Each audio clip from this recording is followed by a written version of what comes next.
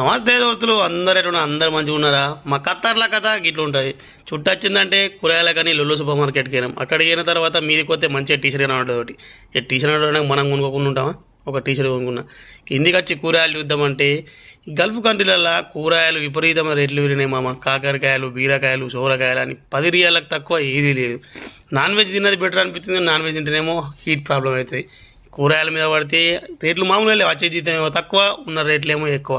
ఎట్లయినా అయినా తిండి తినకనే తప్పదు కదా. మొత్తం కూరగాయలు తీసుకొని 60 రియాల బిల్ అయింది. ఇక ఇటు వచ్చి ఒక ఫోన్ ఈ ఫోన్తో వీడియోలు చక్కలేవు. ఫోన్ అనుకుందాం అనేసరికి ఫోన్ చూసేసరికి అప్లోడ్లు గుర్తొచ్చారు.